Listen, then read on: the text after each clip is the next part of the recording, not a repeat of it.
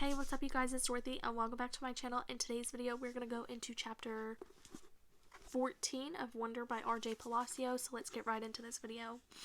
Locks, chapter 14. I went straight to room 301 on the 3rd floor. Now I was glad I'd gone on that little tour because I knew exactly where to go and didn't have to look up once. I noticed that some kids were definitely staring at me now. I did my thing of pretending not to notice. I went inside the classroom and the teacher was writing on the chalkboard.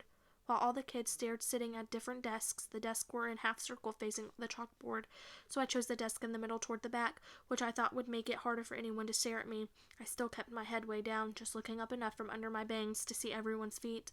As the desk started to fill up, I did notice that no one sat down next to me. A couple of times someone was about to sit next to me, then changed his or her mind at the last minute and sat somewhere else. "Hey, August," it was Charlotte giving me her little wave as she sat down at the desk in the front of the class.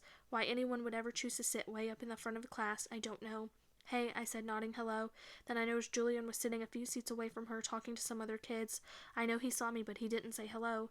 Suddenly someone was sitting down next to me. It was Jack Will. "Jack." "What's up?" he said, nodding at me. "Hey, Jack," I answered, waving my hand, which I immediately wished I hadn't done, because it felt kind of uncool. "Okay, kids. Okay, everybody settle down," said the teacher, now facing us. She had written her name, Miss Petosa, on the chalkboard. "Everybody find a seat, please. Come in," she said to a couple of kids who had just walked in the room. "There's a seat there and right there." She hadn't noticed me yet. "Now the first thing I want everyone to do is stop talking and," she noticed me, "put your backpacks down and quiet down." She had only hesitated for a millionth of a second, but I could tell that moment she saw me.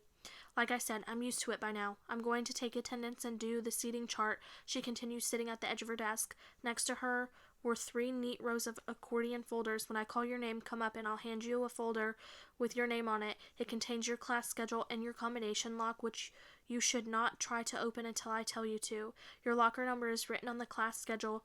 Be forewarned that some lockers are not right outside this class but down the hall, and before anyone even thinks of asking, no, you cannot switch lockers and you can't switch locks.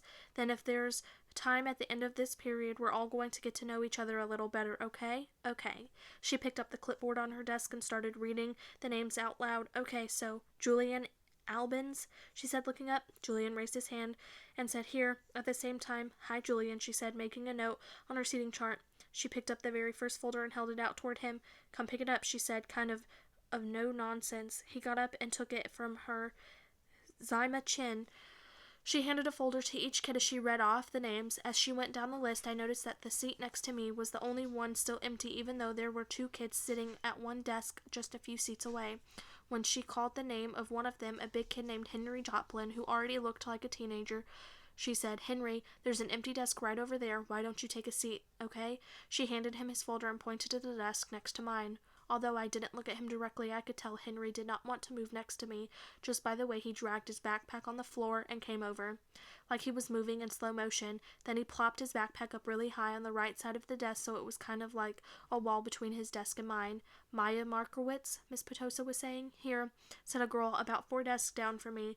"Miles Norrie." "Here," said the kid that had been sitting with Henry Joplin, and he walked back to his desk. I saw him shoot Henry a poor you look. "August Pullman," said Mrs. Petosa. "Here," I said quietly, raising my hand a bit. "Hi, August," she said, smiling at me very nicely when I went up to get my folder. I kind of felt everyone's eyes burning into my back for the few seconds I stood in the front of my class, and everybody looked down when I walked back to my desk. I resisted spinning the combination when I sat down, even though everyone else was doing it, because she had specifically told us not to. I was already pretty good at opening locks anyway, because I've used them on my bike. Henry kept trying to open his lock but couldn't do it. He was getting frustrated and kind of cursing under his breath. Miss Petosa called out the next few names. The last name was Jack Will. After she handed Jack his folder, she said, "Okay, so everybody write your combinations down somewhere safe that you won't forget, okay? But if you do forget, which happens at least 3.2 times per semester, Miss Garcia has a list of all combination numbers. Now go ahead, take your locks out of your folders, and spend a couple of minutes practicing how to open them, though I know some of you went ahead and did that anyway." She was looking at Henry when she said that, and in the meanwhile, I'll tell you guys a little something about myself. And then you guys can tell me a little about yourselves, and we'll get to know each other. Sound good? Good. She smiled at everyone, though I felt like she was smiling at the Me the most. It wasn't a shiny smile like Miss Garcia's smile, but a normal smile, like she meant it. She looked very different from what I thought teachers were going to look like.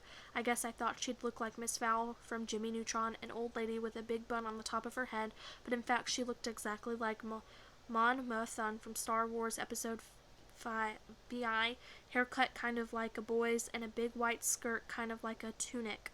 She turned around and started writing on the chalkboard. Henry still couldn't get his lock open, and he was getting more and more frustrated every time someone else popped one open.